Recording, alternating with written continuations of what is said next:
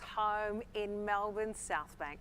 My name is Jacinta Parsons, and I'd like to start by acknowledging the traditional owners of the land we're gathered on this evening, the Boonwurrung people of the Kulin Nation, and pay my respect to the elders past, present, and emerging. Tonight is the MSO's first Ears Wide Open event for 2021. Each of these events are designed to give you the opportunity to discover more about the MSO's music from the world-class artists, producers and composers working on stage and behind the scenes at the Melbourne Symphony Orchestra.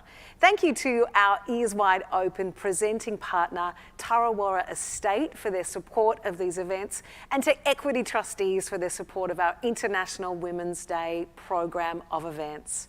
Tonight, as part of MSO's International Women's Day program, we're hearing from a panel of music makers, leaders and creators as they share the challenges, opportunities and pathways of their own experience and discuss what the arts needs to do to get the balance right. You're going to have the chance to ask your own questions at the end, so have them ready. I'm now delighted to introduce our guests. Wow. A lot of excitement for the wonderful panel that we have assembled this evening. I'm going to read this, Deborah Cheetham, because I need to get this right, because you have now the most wonderfully extensive bio. Deborah Cheetham is a Yorta Yorta soprano, composer and founding director of Short Black Opera, Australia's national Indigenous opera company. Groundbreaking major works and commissions include White Baptist Aberfan, Pekin Summer and Umarella, A War Requiem for Peace, Poor Wing Lifts the Sky, and the multi-layered Woven Song Project, an international program of collaborative works, I should say, for Australian ensembles, including Plexus Collective, Rubik's Collective, Melbourne Ensemble, Orchestra Victoria, and Wazo. In 2014, Deborah received the Order of Australia in recognition of her work as a leader and pioneer in the Australian arts landscape. In 2019, Limelight magazine named Deborah Artist of the Year and was a recipient of the Melbourne Music Prize. In 2020, Deborah established Ensemble Tutala, Australia's first Aboriginal and Torres Strait Islander chamber ensemble. And a big round of applause because Deborah has just accepted the role of Indigenous Creative Chair to the MSO. Thanks so much. Yes. Thanks, guys. Lovely to have you join us. It's so good to be here. Beside you, we welcome Bryony. He's one of Australia's busiest screen composers. Published soundtracks include 2040, Lambs of God, Please Like Me, Cloud Street, Don't Tell, Berlin Syndrome, Barracuda, A Month of Sundays, Noise, Felony, Summer Heights High, Angry Boys, and The Happiness Box, performed by the MSO under Brett Kelly and narrated by Stephen Curry. That's just a bit of it. Please make Bryony very welcome. Violinist Monica Curro is currently in her 23rd year as assistant principal, second violin of the Melbourne Symphony Orchestra, was a member of the board of directors of the Australian Youth Orchestra, is a founding member of contemporary ensemble Plexus, and co-artistic director of the Port Fairy Spring Music Festival. Please make her welcome.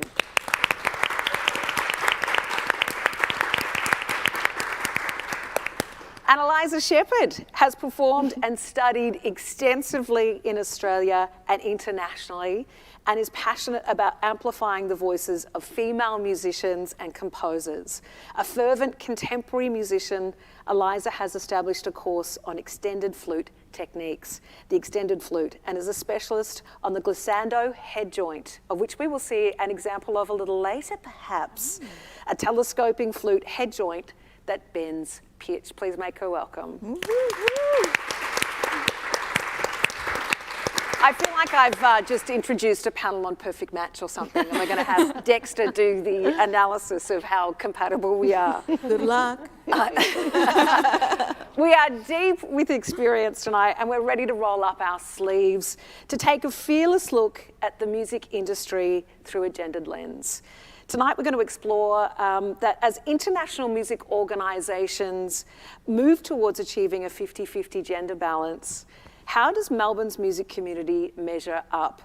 How can we make sure that we're getting the balance right more of the time? We also want to hear from you tonight, so please add your questions and comments to the live chat on YouTube, and hopefully we'll have a chance to read some of those out at the end.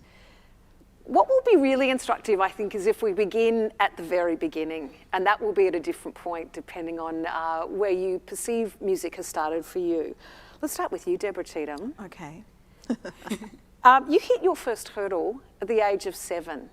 But that was certainly an important part because it showed your absolute dogged interest in becoming a musician.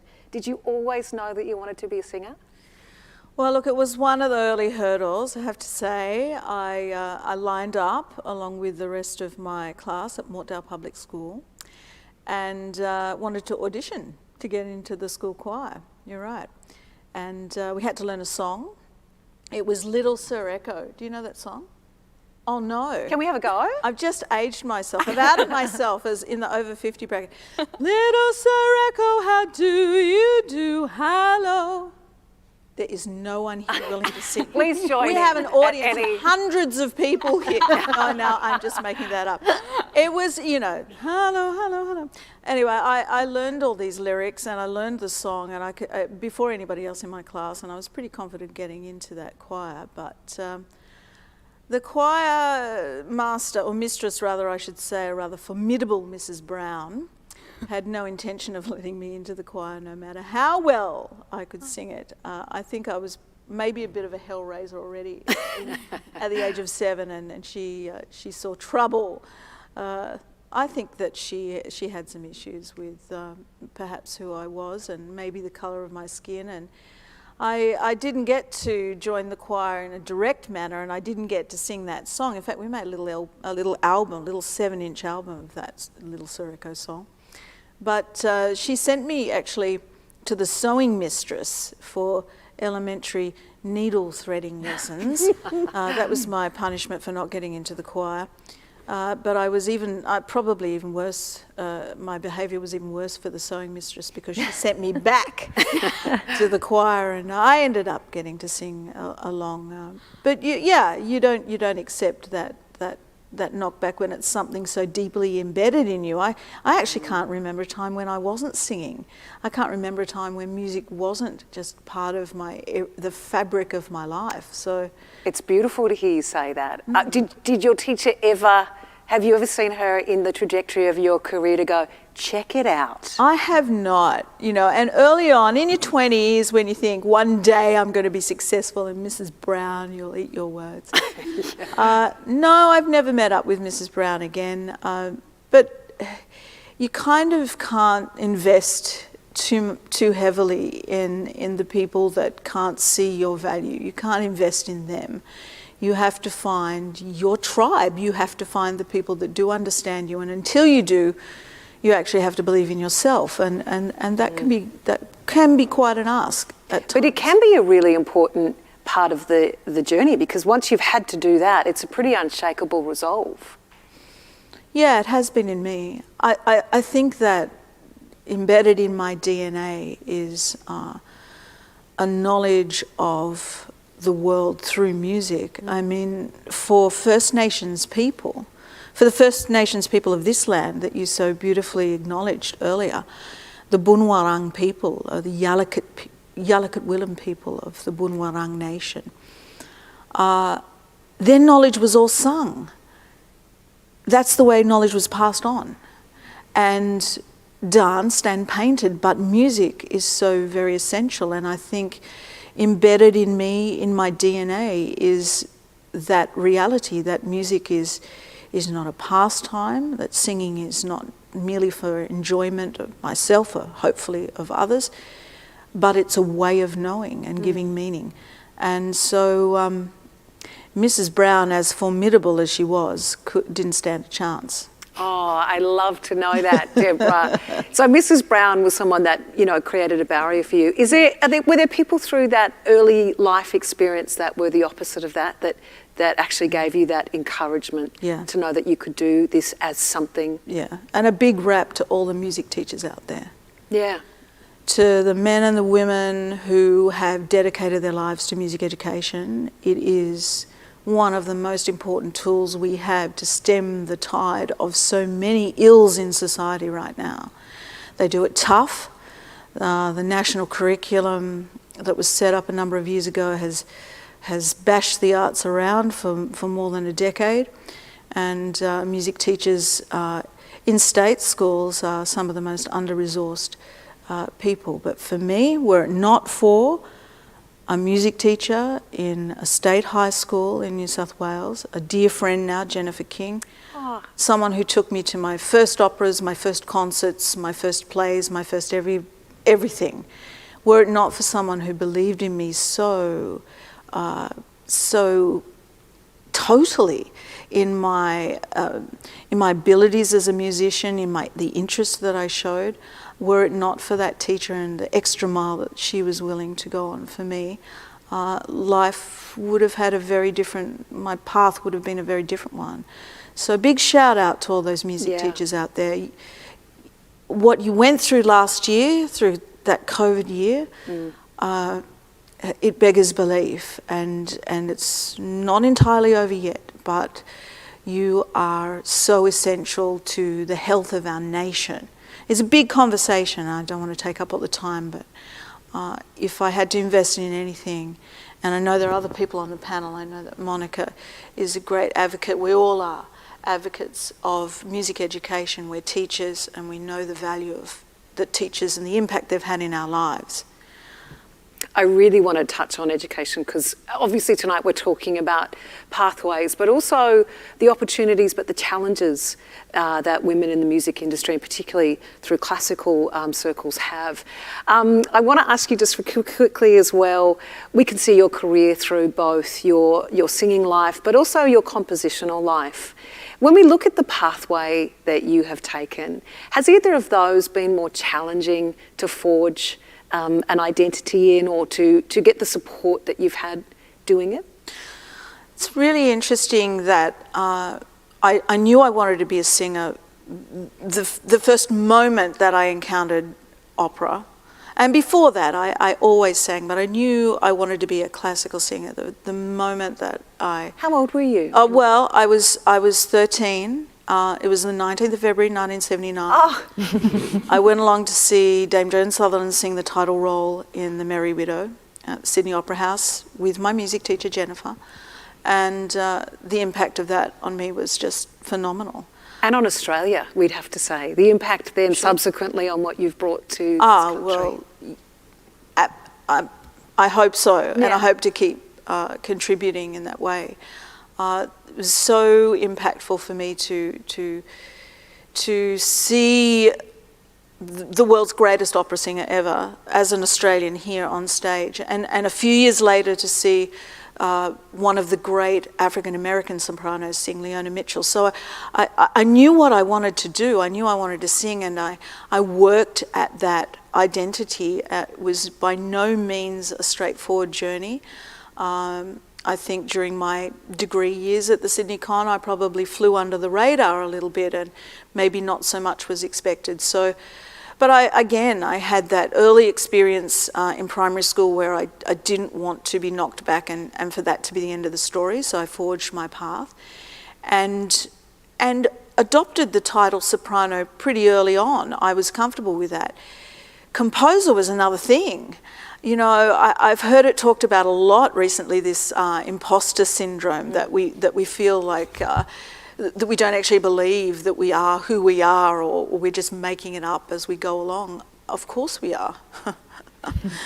We haven't been here before in this form, no matter what your belief system. So of course we're making it up as we go along, but we can take lived experience and knowledge, which eventually hopefully becomes wisdom, and we can take that into what we do. But I really struggled to add that title composer. You know, it was 2010 that my first opera premiered. I'm now about to premiere my third, Pawang Lifts the Sky, which is a Warrawurrung story, and Victorian opera have included that in their season this year, but it took a full decade for me to add the word composer. I think it was when I was sending off my bio to the MSO and they were about to perform Numerella, a war requiem for peace, 90 minutes of pretty extensive orchestral and choral and solo music. I think at that point I realised that I could add the title composer.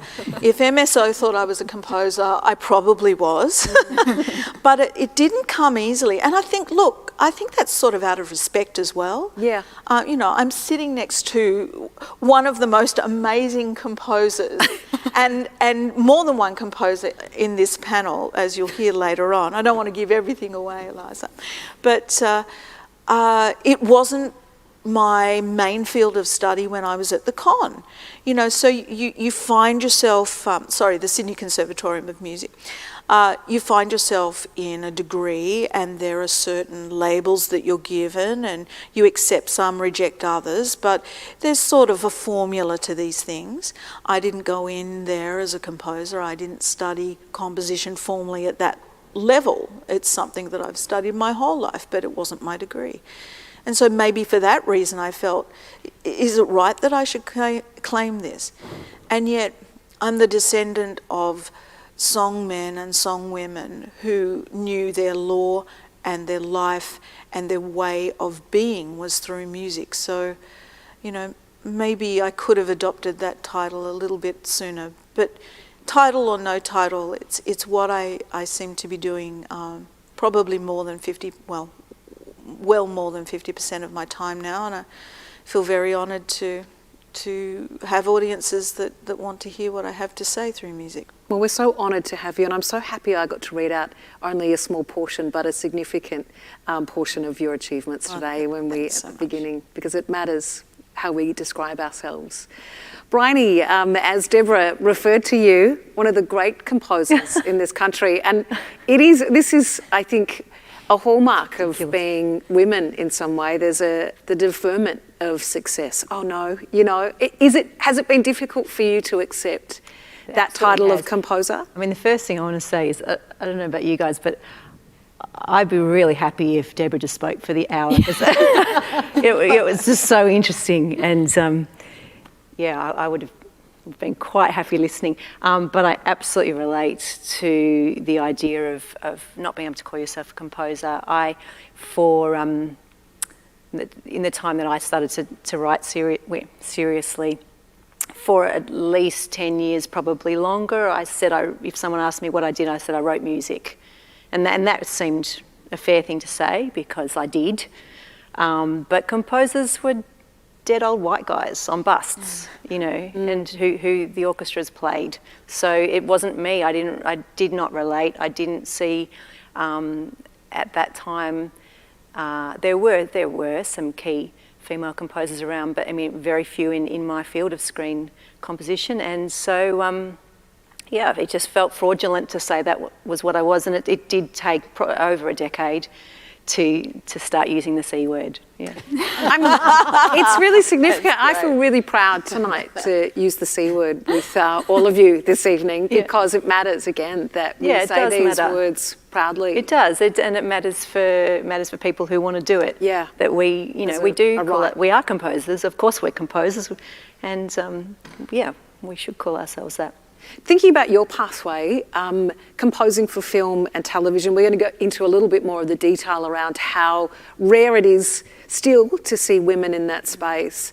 How single-minded did you have to be about composing as a career or writing music? Was it something that you just had to stay with because it was such a complex thing to become involved in? Once I decided I wanted to do it, which was when I was 21, I really wanted to do it, and I think that I was carried for a really long time just through naivety and blithe optimism that it would turn out all right. And part of that, I just want to say from the outset, I think part of that and part of the reason I have had, it took a long time. It took 12 years. It took from starting to do it seriously at 21, and I got my first paid job at 33. So it's not.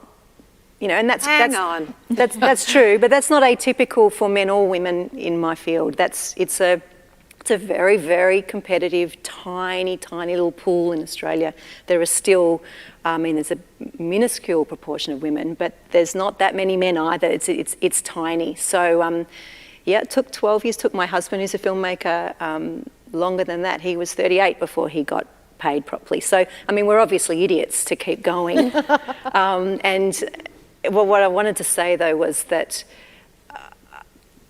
I am female, but I'm very, very privileged. I've had a privileged life, and I absolutely acknowledge that part of my pathway to being able to make a living full-time as a screen composer is to do with that privilege. And, I was white middle-class family, heterosexual, I was tertiary educated. I had a whole lot of privilege which helped me along the way, and I'm very, very mindful that not all women and men do, and I, would prefer that they did. So that's important to say. Yeah, and absolutely. I've forgotten the question. No, you've done a beautiful job of answering it.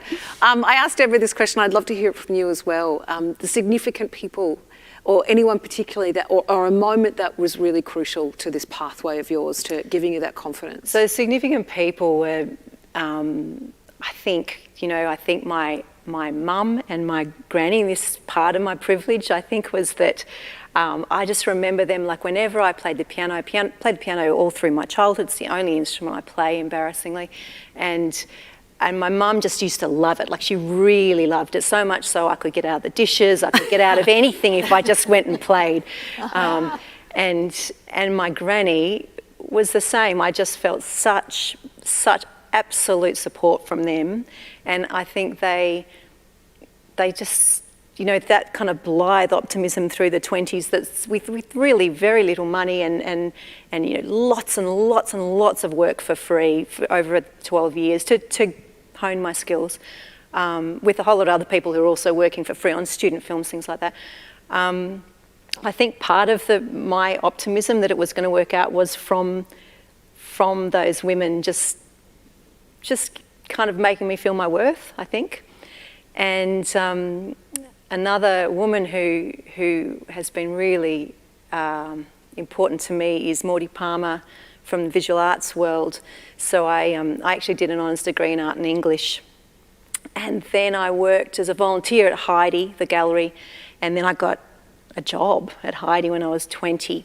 And it was the only full-time job I've ever had. I worked for 2 years full-time. That's all I've ever done for anyone else. And in that time, I very quickly realised that I didn't want to be administrating to the creative people. I wanted to be one of them.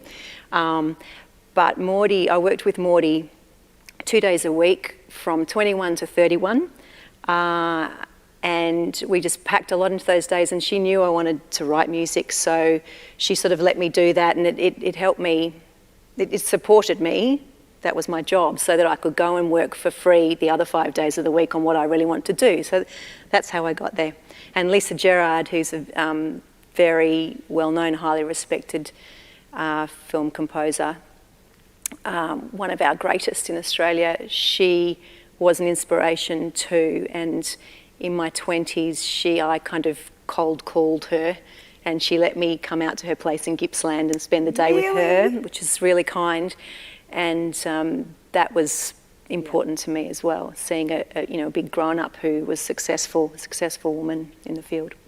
So much stuff in that, the ability to see what is possible, but also that familial, generational support, which is a crucial part of successful pathways often, that we have that support at home. And I guess, Monica, that was something that you did have, a sister as well that played music, Monica Curro. You've had 23 years as assistant principal second violin in the MSA. Actually 24, but... We need to clap that, I think, even just at the... Oh, come on. I think we'll have to shift it to decades soon. Yeah. Her third decade. In her third decade. I want to know, what was that like, that very first moment you fell in love with the violin?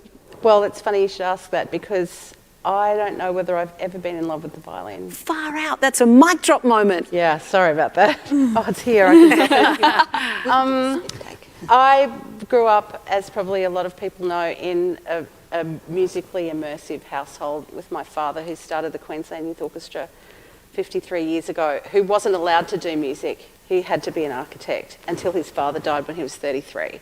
And then he was allowed to do music, by which time it was, well, some people would have said too late, but he gave it a red hot go, obviously. Yes. And his wife, my mother, a musician, poet, pianist, singer.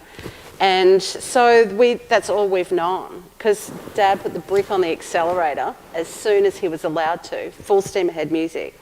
So my entire childhood is just listening to viola and piano sonatas and having people over. They had an amateur music society in the house, and so, yeah, that filtered through. They had 5 children. I'm the eldest. The next one is in the first violins of the Melbourne Symphony Orchestra. The next one plays cello in Brandenburg Orchestra. The next one, it's Johnny, he does IT, he's really smart. And then the next one, we call Johnny the white sheep of the family. And the next one, Dave, is an excellent violinist and violin teacher and writes music for video games, in fact. And so there was never, it wasn't a kind of, oh, I have to do that. It was just there. Family business? It was just there. So you didn't have that conversation with yourself at any point. Has that been something that you've ever had to do, is to actually reflect and go, actually, is this what I love and what I want to do? The inevitability of it and the DNA of it is overwhelmingly strong. Yeah. It's just, you don't even think about it. I mean, if you asked me what I would do if I didn't have music in my life, I would be very interested to do a law degree and then go into some kind of politics or advocacy or something helpy, not something that you could use the law to help or do something good. Yeah, but it's never come to that because I'm playing the violin, which is actually my 4th instrument. I started on the piano when I was a kid, then the harpsichord, and then the flute, and then finally I came to the violin. Yes, I played the flute too. Finally I came to the violin at age 11, which also everyone says that's too late. But I could read music and sing and stuff, so... How competitive? You had a household full of musicians, but also... No. I was the oldest. Oh, yeah, okay. So there's no competition. They all played catch-up. Is it a competitive world when you're growing up and coming through pathways in music, that world? Is there a sense of being the best and having to show that? Well, there's obviously mechanisms in place like Stedfords and auditions and rankings in youth orchestras that are there. That they're there as signposts, they're there as goals so that you can practice towards something. And they can become really competitive, but I've always felt more that I'm competing against myself and my self-discipline and my drive than any other external people. I don't know why. Maybe I'm naive as well. There's lots of nodding going on with that, actually. Eliza, we should say good evening to you as well, Eliza Hi. Shephard. Flute is your instrument. You're an innovator. You are an educator. You have been, writing and creating music for a long time. It feels like an absolute part of who you are. When did you fall in love with the instrument? Well, Did you is the question. Yes. I love this demon contraption to my left, but it's I actually started on piano as well, and my sister and I, we had 30-minute lessons back to back. She had this beautiful blonde mop of hair. Her nickname was Pixie, if you can just imagine that little person that pops up on the piano, and she was brilliant, and I had the first lesson, so I get to watch her just nailing all of her pieces and me just going, this sucks. So I was like, I don't think the piano's for me. I was very competitive as the second of 5. I wasn't the boss, though I like to think I was. So I often would think, okay, if piano is not my thing, what could I do? And my dad is a jazz pianist, and he ended up with a friend of his. He was in a band called Swing Set. They did events like weddings, and his colleague, David Kennedy, ended up saying, hey, I've got an old flute, maybe she'd like to try this. And I loved it. I thought it was amazing, and none of my siblings played it, which was pretty impressive because we had a whole orchestra between the 5 of us. I think all of us played 3 instruments. I was an old viola player as well, which was something I picked up when I realised there were about 10 flute players vying for 2 flute positions, and there were 2 violists trying to make the sound of 10 violists. So I was like, they need some help, I'll learn the viola. And it was wonderful to learn, and it really informed a lot of my flute playing, just having that awareness and understanding.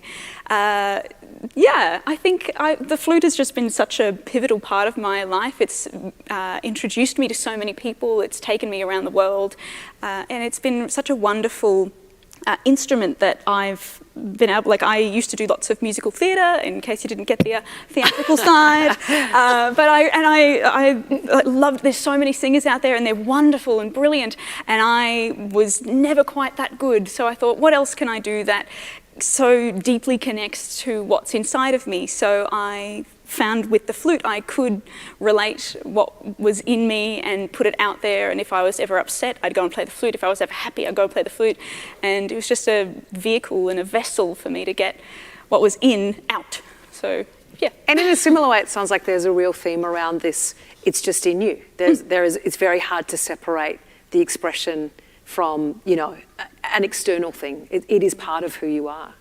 I agree, and it's been wonderful growing up in a musical household. There were I'm not the only sibling still playing music. We all dabble.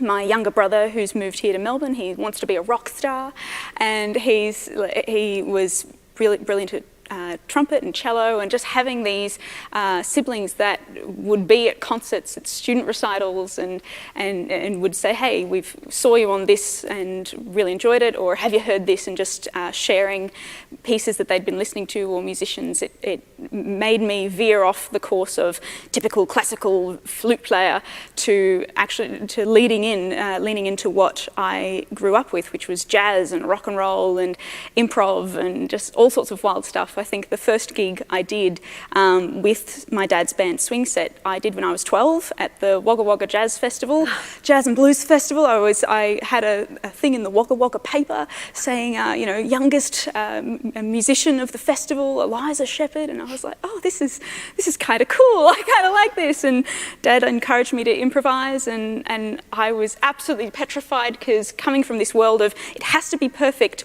or else, it was such a different world to be like, just play what you want, play what you feel. I was like, I like this. This resonates with me well, and it took away that feeling of being on a tightrope without a safety net. I felt like I could just, dance along it without being too scared of falling. I could just, if I wanted to, I could dive right off, because why not? I'm improvising, it doesn't matter. So I love it. It's a beautiful way to describe that connection and the risks that you take in music as well. It's really strong. Tonight we're also going to hear from you, so please add your questions and comments to the live chat on YouTube, and hopefully we'll have a chance to read some of those at the end. And while you consider what you would like to ask our esteemed panel, I'd like to take this opportunity as well to remind you that the MSO is going to be presenting Ears Wide Open events throughout the year. And you can either watch live on YouTube or join us here in the auditorium like you guys are. Yay! Check that out, see? So make sure you subscribe to the MSO YouTube channel to find out when things are happening. Deborah, coming back to you and talking about some of the complexities with the pathway, we certainly can't discuss your pathway without acknowledging the intersection with your identity as a Yorta Yorta woman. There are a number of barriers that the music industry has absolutely imposed upon Indigenous Australia to access mainstream music. What do you think some of the most crucial things to address there are? The lack of imagination and empathy. I think that Australia is heading for, if not already, in a massive identity crisis. I feel like the Australia I grew up in as a child was one that didn't know anything about its history, and it was very clinging on to its amnesia, really, like it was the last deck chair on the Titanic. And we're emerging from that now. We're beginning to know something of our past, our shared histories. We're beginning to know that. But knowing it isn't enough. We actually need to take the full journey from not knowing to knowing and then to understanding. And that understanding is an experiential thing. You know, I mentioned before about what wisdom is, you know, the lived experience that's coupled with understanding and knowledge. What can I tell you? I deal with racism on a daily basis, and I'm still asked by even people I would consider to be very good acquaintances or even friends at times, I'm asked to justify that. Are you sure that's what they meant? When you walk into a shop and you can't get served by someone, and yet your partner, my beautiful partner Tony, will get the attention of that same attendant in the store because Tony happens to be white, and I'm not, and so there's only one way that you can read that situation, and it can be far more aggressive than that. Far more aggressive. Just in the last 3 years, I've walked off stage in a major venue in Australia to find a hate note in my dressing room. This can still happen, and it's shocking, and no one wants to hear that, and everybody will feel uncomfortable, and they'll want that not to be the case for me.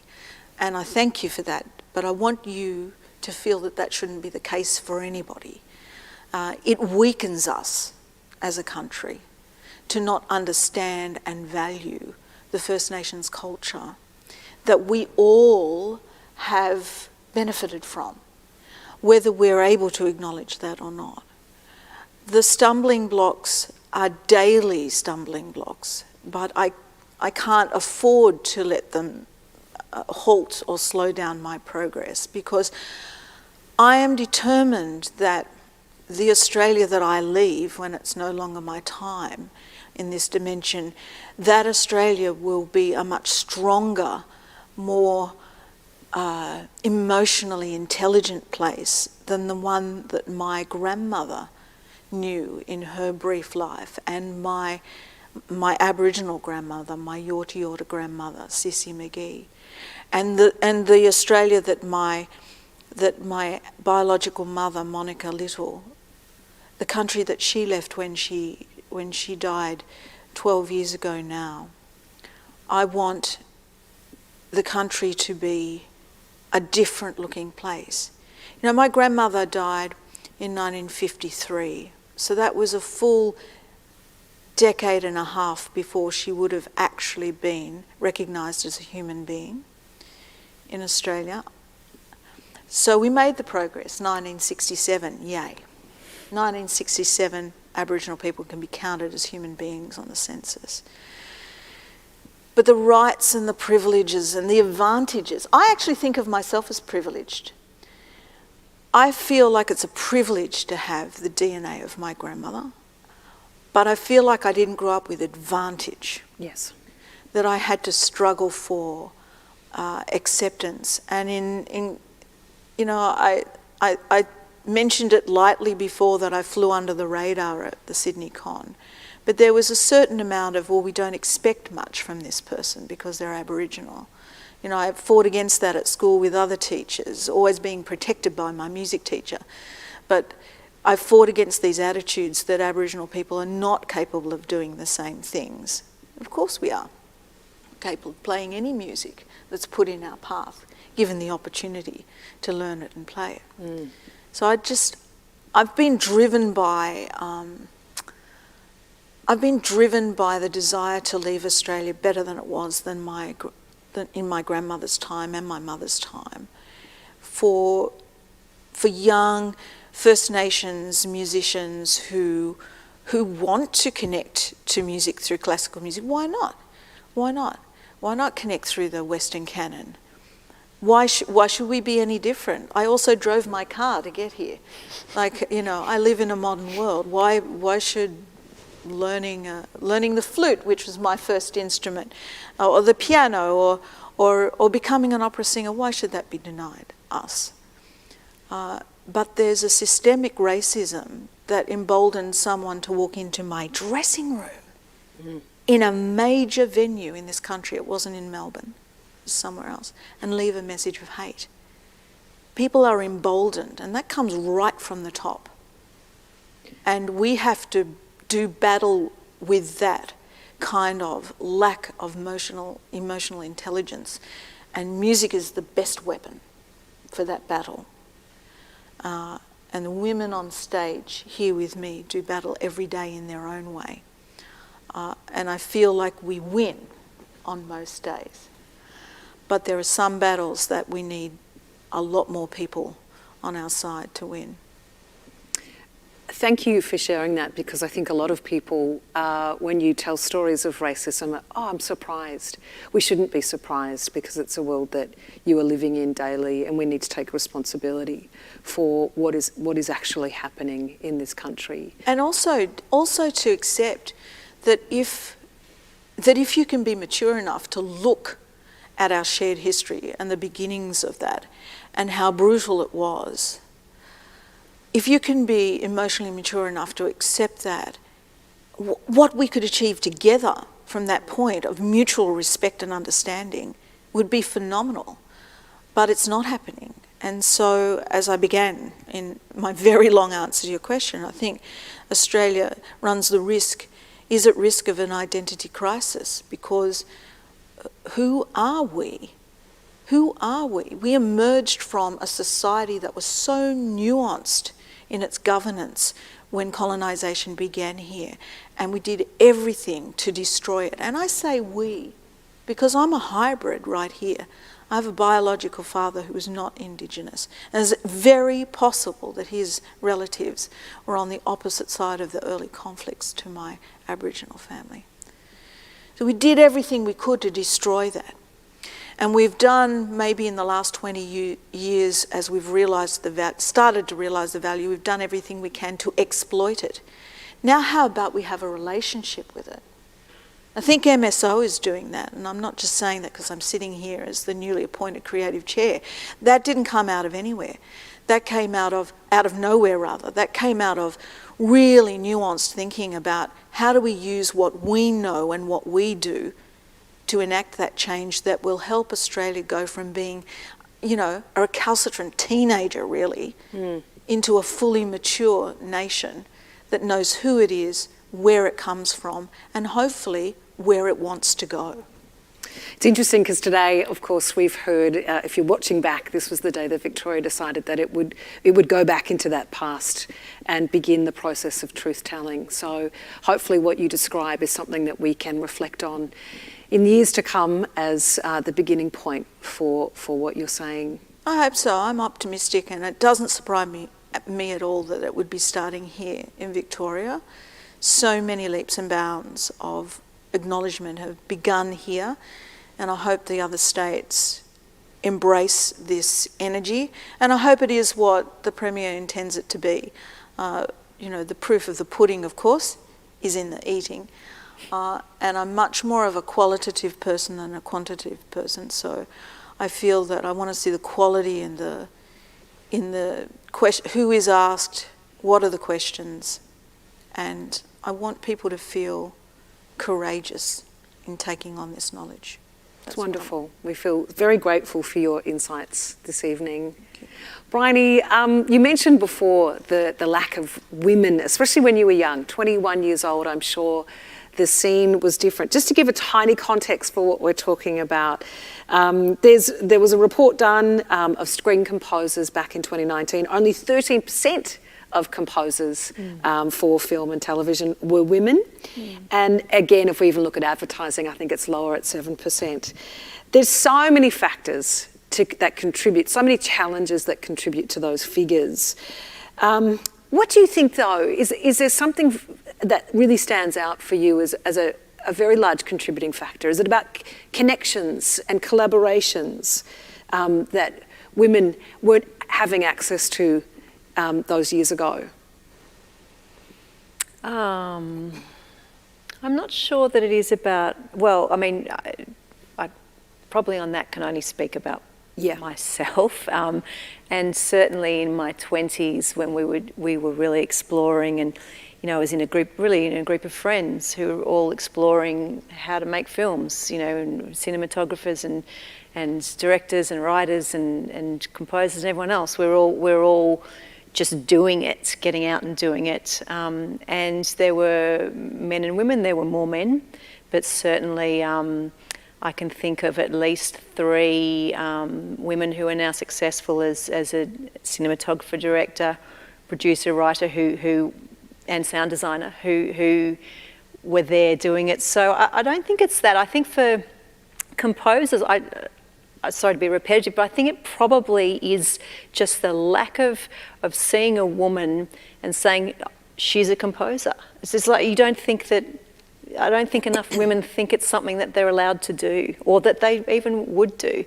So, for myself, I'm pretty keen on talking to schools, talking at unis. I do a fair bit of that, mentoring all emerging composers, but particularly women. And because I just think that putting a face to an occupation, it's a great occupation, and I think it's fabulously suited to a woman. So yeah, be good to have more women doing it, and I think they're starting to. Definitely. Yeah, we're definitely seeing some shifts, yep. And hopefully that's the beginning of substantial change. Yeah. Monica, we have been aware of some of the challenges for female classical musicians. Apparently it happens as soon as they walk into that audition room. What's been your experience of that? Well, it may surprise you. I jumped onto the MSO website this afternoon, and obviously it changes as people leave and new people are appointed, but right today there's 40 males and 37 females in the Melbourne Symphony Orchestra, and my 24 years here, that's about right. It's always been not only half and half, but you don't even think about it. And it might be interesting for people to know about our audition process, which is behind completely. In fact, it's in this very room. Do you remember that day? I do, except I blanked lots of it out as trauma. But apparently I was there because I got a job. No, so this big black curtain here, that hangs all the way across there, and the panel is on that side, and the applicant walks up a carpet, so you can't tell whether they're wearing stilettos or runners or anything. And so all of our appointments have been made with no preconceptions whatsoever. It's just been on how you can play the orchestral excerpts, if you can follow instructions, if you're asked to play something again in a slightly different way. And that's how we've hired everybody. I'm not actually sure how long that's been in place. So definitely when you walked in, it was behind a screen. It was a massive black velvet curtain, yeah. Yeah. So that's really interesting for my full-time job. But then in 2017, I met this incredible woman called Caroline Nealing, and she was working at RMIT, and she said, did you know, because she'd come to a Plexus concert and we made it a policy to play female composers, good composers, whoever composes, all composers. And she did some research and she found out that female composers were played, or non-male composers, I should say, were played 3 to 5% of the time, and they represent about 25% of all composers in this country. And she was so horrified at that. She said, look, I want to start a Women in Music Festival. Are you into it? Sure. Yeah, you'd organise it and I'll program it. I'll hire people and it was amazing. So she picked the 5 genres that are most underrepresented. And that was Indigenous music, film and TV, jazz, because there's a lot of jazz singers, but composers, rare as hen's teeth, classical, obviously, and video games, computer games. So that was really interesting. We had 2 days of just showcasing this music that may never have been heard, actually, and just to kind of, it's fun, they're amazing creatives, but it's a bit of a statement of, look, things don't have to stay the same. And when you have such a disparity between 25% of the group of composers and they get performed 3 to 5% of the time, I think that's when you have to start looking at a gap and see, well, in what small way can I make a little difference, or at least just bang on my soapbox for a bit. Look, people, look what we've got here. Because I guess the visibility isn't there as much and as apparent as much as if you're a performer on a stage, you can clearly see, how we balance out with gender, I suppose. Not clearly necessarily, but there is more visibility around it.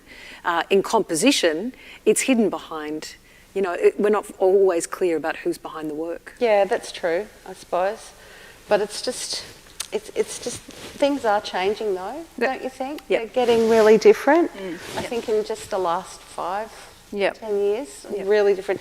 And MSOs, all the symphony orchestras are always getting called out for, you're not playing enough Australian music, you're not playing enough, and they seem to all be responding actually. And that's guided by the funding bodies as well, who say we make sure, we represent the people of Australia, basically, So they've got interesting quotas and recommendations, and I think that, from the groundswell of people who do commissioning, like me, who choose people and ask them to play, to write music, because, I'm the odd one out here. I have never written a note of music in my life. I'm just completely uncreative. I just see myself as a servant, you know what I mean? Like a vehicle to deliver the creative stuff to the audience, and hopefully people won't even, notice who I am. Actually, that's my philosophical position on it, but that's parenthetic to the question that I'm answering, which is, so if it's guided by the top, the funding bodies and the creative practitioners, then you'll see change. It's not fast, but, and you think you're not making a difference, and you think you bang your head against a brick wall, but just, drip, drip, just like erosion. There's only 6 apostles left, even though they're still called the 12 apostles. Great drip, example. drip, drip, and they fall into the sea. And one day, there's only 6 apostles. That is a beautiful metaphor. Well, you're very creative. It's the only thing that keeps me going. We're swiftly running out of time. Eliza, I want to ask you something, bit left field here really, but as you were mentioning before, Bryony, around the economics of this, 10 plus years or more of working and slaving and trying to find a career, that's got to be an enormous barrier for a lot of people. I don't know if it's a gendered barrier around finding a legitimacy in a career in music. Mm-hmm. It's definitely something that I've been asked about a lot as a young female artist. I'm not freshly out of studying, but I finished studying a little while ago, and it's something that's constantly on my mind. As a musician that doesn't have a salary, is in a casual position where I teach, at any point the money could always disappear, which is not a nice feeling when you've got projects that you want to do, that you need to purchase these scores or hire this venue. Or eat food. Oh yeah. Sorry, I didn't even think of that one. Down the list of priorities. But it's definitely something that I'm like, it's constantly eating away at my head, where I just need to, we have this thing called rent jobs or rent gigs, where it's a position where you might not love what you're playing or who you're playing it with or where you're playing, but in the end it's money that will pay for rent and food. And for me, I'm lucky in that position where I've constantly, like with my outgoing personality, want to contact people and say, please give me a job, let me do anything, I'll do it. But I know that that's me. I'm lucky to have this sense of outgoingness, and whether it's coming from a big family and it just had to be louder than the others, I'm not quite sure, but it's definitely something that's financially it's heartbreaking to think, because of money I might not be able to do what I love to do. And it's frustrating and annoying that even in the secret thing that we're not allowed to talk about last year, where everything was soul crushing. I lost gigs after gig after gig, and I'm going, what's going to happen when I'm out of gigs to cancel? And some gigs were amazing where they said, yep, we're going to give you a cancellation fee because we already had that funding. But some gigs couldn't do that, and because it might have been a friend had hired a venue and was going to put on something. So the fact that that is, and like just in general, financial, like that element of money is at the forefront of decision making. I lost students because their families lost jobs, so they had to sacrifice, which was heartbreaking, because having those opportunities and platforms where students can go, or families can go, I don't have that money, and we can go, that's all right, come on in, because this is why we make music. We make music so we can make it for ourselves, make it for others, let others see how amazing it is, rather than going, oh, sorry, you can't do that because money, because you don't have it, or because we don't have it. It's so frustrating to be faced with that. But on a lighter topic, coming back to that idea of, well, there's always something. The Lemony Snicket, Violet Beauregard, there's always something. That's like my go-to little phrase. And it's fixed so many things, where I've gone, like with the extended flute course, I'm able to now go and talk to rooms of, little 7-year-olds who've just learned how to play the flute, and I'll go, let's have some fun, let's make some weird noises. And it's wonderful, because all of a sudden, there's going back to this idea of, I'm a flute player, therefore I have to make good flute sounds constantly.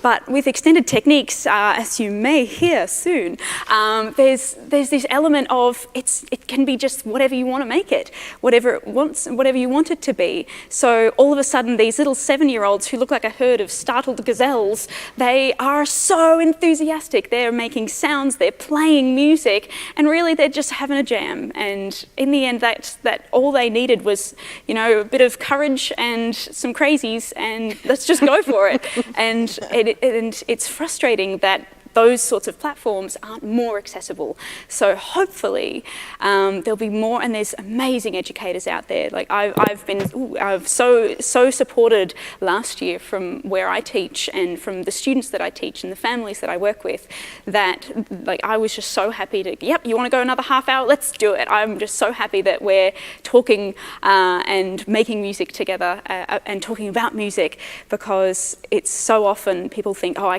can't because I'm not good enough, or I'm not there, or I don't have the funds for it. I hope that answered your question. It was a bit of a long... It was a beautiful overview of that, because I think it's such an important part, and became very, very crucial last year. If we could just get your energy and plug it and keep it somewhere, and then power the state with it, that would be also really good. How lucky are those year 7s? Yeah. Those gazelles, they're so lucky to have They you. were, yeah, it was pretty amazing. They definitely saved me from a couple of dark points last year. So it's reciprocal. Exactly what I give, I get back tenfold, and I love that, and that's what keeps me really going. Just having that joy of making music and sharing music, and what I've got in here, which is a lot. So giving that out and enjoying music. We're going to have a moment of you giving some of that out to us with your flute after we have some questions. And in fact, to remind you that we're going to be taking some questions from the audience shortly. So please have them ready. And while you consider what you would like to ask our panel, I'd like to take this opportunity to speak to one of the supporters of our International Women's Day program of events, Catherine Robson, who is one on the board of Equity Trustees. Go Bananas!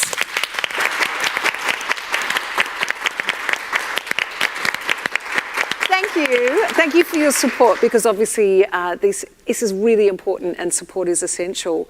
Can you talk to us about why you find it important to support the International Women's Day program for Equity Trustees? Yeah, I think creativity is one of the most important skills of the future, and creativity is in such demand to address some of the wicked problems that we experience. And I think International Women's Day is an opportunity to reflect on one of those wicked problems, which is inequity in our community.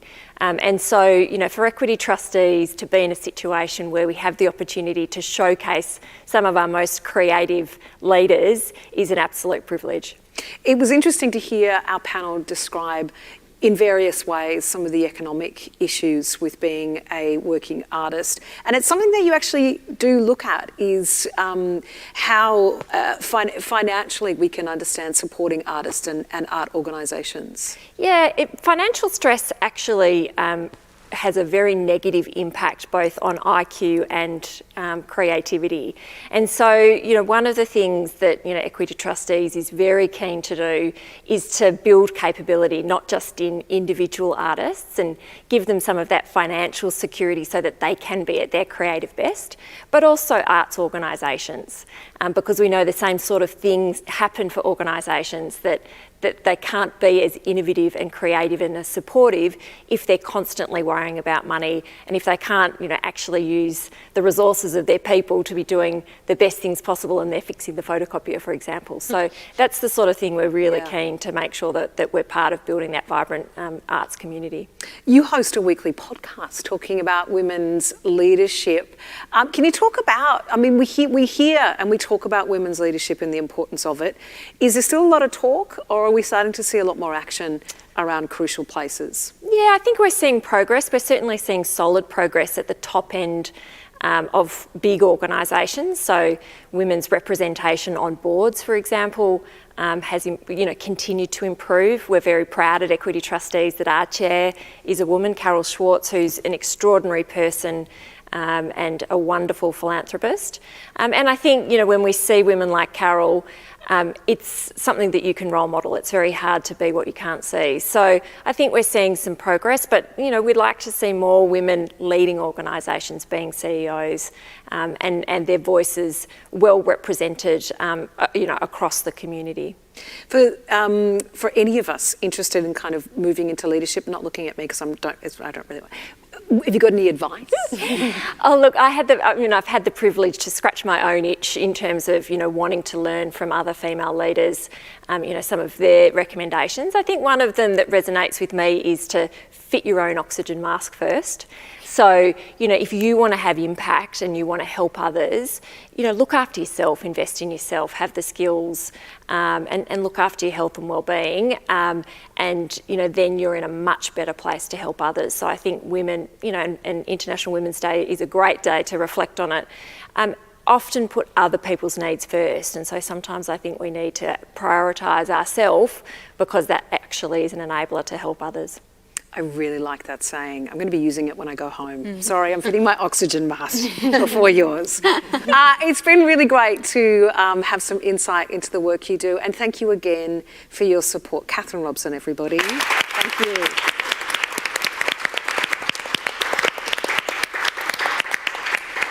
Well, this is where we move to questions. Everybody's excited in the audience. So there's microphones moving around in our audience. We have got questions from you as well, streaming from home. So as the microphones make their way, I will ask a question from Samantha to everybody. What piece of advice would you give your younger self about overcoming adversity? And I pick Monica to start. Practice more patience. Give yourself a break. Things don't have to be perfect, super perfect all the time, and the imperfection is what's going to show you the way. It's a cliche to say that you learn from your mistakes, and the other thing about if Samantha's talking about some kind of artistic pursuit, it can't be perfect by its nature. It's not perfect. It's imperfect by definition, because it's a kind of living, breathing organism, whether it's a poem or a sculpture's done when it's done, but it still can be really dynamic. Do you know what I mean? And music, it'll be, if you wrote a piece of music, it'll be interpreted differently by someone. So it's a kind of organism, but yet it's not about perfect. It's like a martial art. You just practice, plateau, practice, plateau, practice, plateau. There is no, I've done it, I nailed it, I can do it, I'm awesome. It never ends. There's none of that. That's my advice. Zen out, Samantha. Zen out. You're never getting to the end. Bryony, what's your advice to your younger self? I think it's not dissimilar to what you've said. You're enough, and we've all come to what we're doing from different backgrounds. I didn't do a degree in composition either. I did a 1-year grad dip as a mature, as a really elderly, mature age student of 26, and I'd done my degree in arts, and that always made me feel like, oh shit, I'm not a real one. just swore. I didn't mean to swear, so. But that's how it made me feel. They can bleep you out. And then during COVID, you know, all my work absolutely went as well. And because I didn't want to spend the year homeschooling, I want to spend some of the time homeschooling my kids, but not all day. So I decided I better write music throughout. So I wrote chamber music all year, and I just had the most freeing experience, which was to do with COVID and how odd that year was, where I just actually chucked out everything that I thought concert music had to be, and just thought, you know what, I just want to write. I'm just going to write what I want to write. And I suddenly thought, I think a lot of this is to do with Samantha's question. I think a lot of what I thought that concert music had to be, because my main field is screen, was quite male actually, without even really thinking about it. But I think, I don't necessarily have to have the same preoccupations. I'm my own person, so trust yourself and follow. You know, everyone's got something slightly different to say, and that's what's interesting. That's what I'd say. Deborah, little Deborah, what is she going to hear from you? Oh, Monica and Bryony summed it up so well. I think I would thank little Debbie Joy. And no one calls me that now.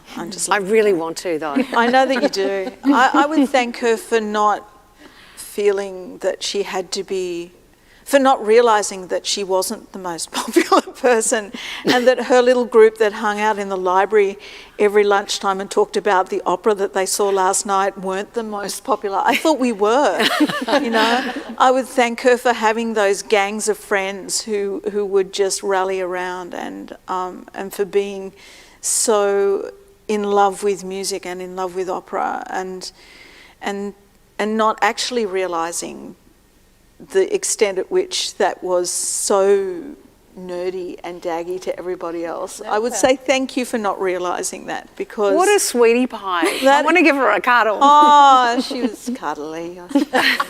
You know, but I would say thank you to her, and I just want to very, very quickly say thank you to Composing Women, who Lisa Lim heads up, because all those years later at the Sydney Con, next week I am going to the Sydney Con where they will be presented with a bust of a woman composer for the very first time. Wow. To go into that library. And the sculptor rang me today and said, how do you want me to put your name on that bust?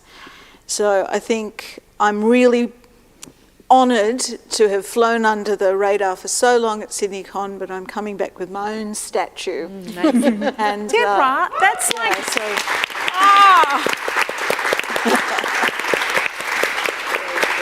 I'm going to go and have a cry. Well, thank you to Composing Women who are championing our voice out there, so that we're not the 1% or the 4%, that the equity is there for us, because the stories we have to tell are amazing. Oh, Deborah Cheetham. Mm-hmm. Eliza, your advice for your young self. She is her youngest self. Oh, that's I'm true. still young. That's not still young. Well, you described 26 as old, and I got worried. I'm 27. Yeah, I was joking. Okay. Well, I am happy with my music choices. I think I would have loved my younger self to know that being a music nerd is cool. Yep. It's so cool. And so when all my friends at lunchtime would go, oh, why don't you hang out with us? It's actually really important that I knew that this was going on. Oh, okay, I'm getting a signal, so I don't know what that means. Oh, it means you're incredible, that signal. Oh, right. It probably means that we're moving to the audience, because they're a wonderful group over here, and we've got a question from the audience. Good evening. Thank you. So I had one quick question for all of you ladies. What's one message you'd give to someone contemplating investing back into the arts right now? Do it, because the federal government isn't, and we need you. We need the arts to survive as a society, and it's being undervalued. So if you have philanthropic power from $2 to $2 million, please do it, because Australia needs the arts, and we've never needed support more than we do right now. And the way that we were bashed around last year was, we'll remember that into the future. Do it, because music education is the thing that separates, well, it's just, look, I could go on for hours, but the research is there. It makes your NAPLAN results go through the roof if you're a high school kid. The VC retention rate in a program in Shepparton in 5 years went from 57% to 95%. They're documented stats. I mean, so music education, of course. But here's the thing. If you've got tons of money and you love music and you don't know what to do with it, commission some work, even from a visual artist or a sculptor, not just music, but commission a work for like a big 0 birthday present or something.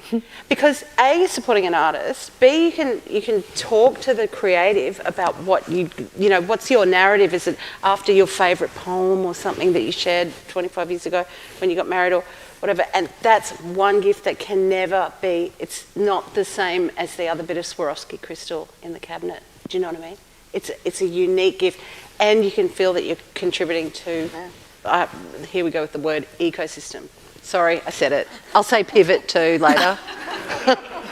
that's. I think people, it doesn't occur to them that they can commission a work as a big event birthday present so incredibly meaningful. And you can weave the commissioner can weave their life into the meaning of that narrative in the work, in the creative work. Brilliant. Any more questions from our very attractive audience? Cuties. I might ask one more from our online audience, and then we're almost at the end of the evening, which is sad because we've only really just begun this conversation. I think we're going to end where we began, and it's around the 50-50 balance of gender. Is that enough? Is a question from someone here on YouTube. How do you think we find the perfect balance between gender diversity and artistic excellence? Who would like to kick off? Well, again, it comes back to music education. I'm sorry to say it, but if it's about equal opportunity at the absolute beginning of anyone's education. And, you know, people will shine and if they're given the opportunity. But if they're not given the opportunity, there's big roadblocks or big gaps in the curriculum, or then you're not going to be, that's utopia, that 50-50. It's just not going to happen, you know. So, and that goes for, you know, diversity, different ethnicities. It goes for people who live 4 hours away. That's an extreme disadvantage, really, especially in Victoria, in terms of access. So, yeah, education is the answer towards that, but there's so many chunks missing in it that we can say that it's good to have goals and everything, but just on the women leadership, I just need to pop this in because in 2017 I'd be interested to know whether there's been any progress. The 200 ASX top 200 companies, 32 of them were run by someone called John, 32 of them were run by somebody called Peter, and 21 of them were run by somebody called David, and 19 of them were run by a woman. Has that changed in 3 years, 4 years? It's improved a little bit, but there's still lots of Davids and Peters. Just one. Maybe we need to name our daughters James and Peter and see how we go. I feel like it's going to need to be more than 50% women. I think that, you know, one thing that we're looking at in terms of equity for Indigenous leadership is that some people will have to step aside, will have to move out of the way for a time so that leadership can emerge. And I think it will need to be more than 50% women for a time, because we're not starting from level, okay? We're clawing our way up to level. So it may for a time need to be 70-30 women leadership. But again, I go to qualitative. And that comes from building those empaths in our lives, and that comes from arts education. So can we please just not stop at STEM? Can we make it STEAM? Can we add that A into that acronym so that in education it's not just about STEM, that the arts are there embedded because we want to be nuanced and emotionally intelligent beings. It's the actually only way forward. Not as an add-on, not as something embedded after school or before school, embedded, like in Finland or South Korea or somewhere where they have phenomenal education programs. The longest and no homework. The longest continuing culture in the world is the one that we celebrate here. How did it do that? Because of the arts. The arts were the way of knowing. And that's embedded in every learning experience from the very moment that you're born to the moment that you pass into the next realm. I don't think we could finish on a more perfect sentence than that, Deborah, on that idea, and thank you. Which brings us to the end of tonight's event. Remember, the MSO has a whole program of events celebrating International Women's Day throughout March. Visit the MSO website for details.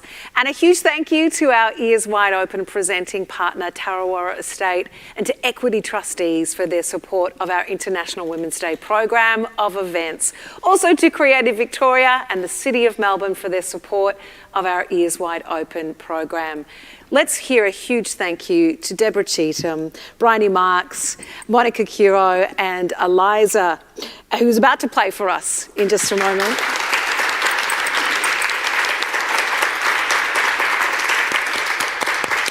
You can give us a little insight into the piece that you have written, that you're about to perform, inspired by International Women's Day. It's called Don't Knock, Smash. Would you like me to talk about it, or shall I just dive on and let it speak for itself? Maybe give us whatever you would prefer. Well, in short, when I got invited to perform something, I was told, a minute or two, female composer, hopefully smash the patriarchy, that sort of underlying, like uplifting, something like that. And, oh, by the way, out of copyright. And I went, oh, okay. Now, I'm currently in the middle of I'm at day 9 of my March of the Women project, which is a project completely dedicated to celebrating and performing every single day a piece by a female composer. It's extremely rewarding. It's very draining, but it's so incredible to see all this beautiful music. It's essentially learning in like 31 pieces in 31 days. So when I was told to asked to find another piece, I thought, I don't have anything that's in that bracket, so I'll just write something. And this piece is for a glissando head joint, which looks a bit like a dentist tool. But it's sliding, and I did my master's on it, which I finally graduated from via Lime. This is the world premiere of Don't Knock, Smash.